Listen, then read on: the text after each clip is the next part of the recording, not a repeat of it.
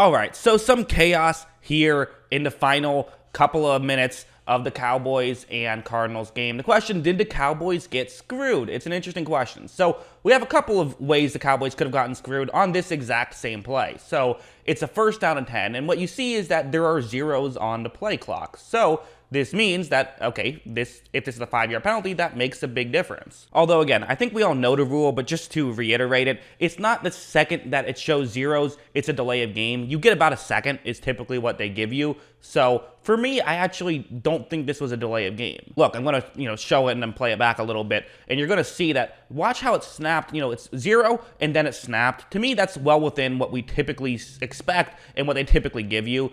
It could have been called a delay of game. We've seen that get called a delay of game, but we've also seen it not get called a delay of game. It's right in that gray area where you could argue either way.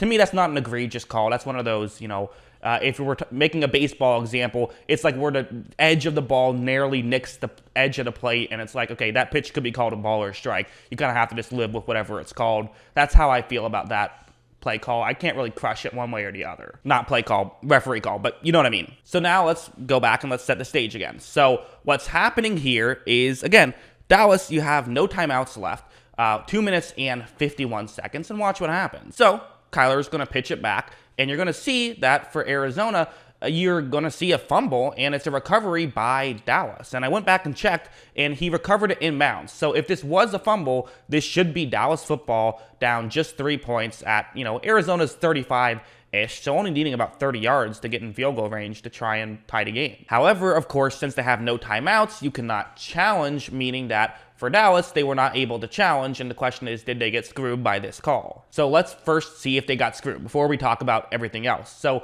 right here, I'm going to pause it first because this, at first, I looked like, is his right leg down? But I don't believe it is. I believe his right leg is just barely off the ground. I don't think that this is him being down. However, getting a little bit closer now, you see that his head and it looks like his wrist as well is down, meaning that he would be down here. But the question is, did he lose the football? And I just don't know. I don't know if this counts as loss of possession or not, because I can't really tell where his, where the possession has exactly been lost. He's about to lose it. It's moved a little bit, but the ball can move and you can still have possession. I mean, of course, someone can knock the ball and it moves, but you still maintain it. But of course, on a play like this, the movement is the start of the loss of possession. So did he lose possession here? You could argue it one way or the other. I don't know if there's enough evidence to overturn this. I think this is a very similar to the delay of game call, where it's like, it's kind of one of those tough calls to make. I certainly don't blame the referees for not calling this one way or the other, even though I'd probably lean towards, I think it's a fumble,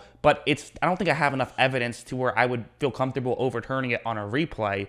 And I certainly feel like if you're making this call in real time, you're basically just guessing. I don't know how you could actually know this with how bang it is. So as you see, it does end up eventually getting dislodged and recovered by Dallas. So it's interesting, and it kind of makes me think a little bit. So this is the play-by-play for this series, and it kind of makes me wonder, for Dallas, they called 2 timeouts, which, by the way, I've always been a fan of. Wait until after 2 minutes and 40 seconds to call your timeouts. That's what you want to do, and maybe you should always wait until after the 2-minute warning now to call a timeout, just for this exact reason. If something does happen, you can't challenge if you have no timeouts. It's a fascinating scenario. I would say, though, I don't think it's totally fair to just say, we need to come up with a fix for this or anything, because Dallas was the one who used all of their timeouts. You have ways to review this stuff, and you used up all of the ways that you can do that. You have to have a timeout to challenge. I think that's fine. I guess maybe the one thing I could think about is, hey, maybe you can challenge if you have no timeouts, but if you don't get it, it's like a 15-yard penalty. I think that would be a reasonable thing. So you still get punished for not having to, but instead of losing the timeout, it's you lose 15 yards and a 1st down. I think that probably makes more sense, but still, fascinating scenario. So what did you guys think about all this chaos? Pretty wild. Always love hearing from you. And of course, as always, thanks for watching.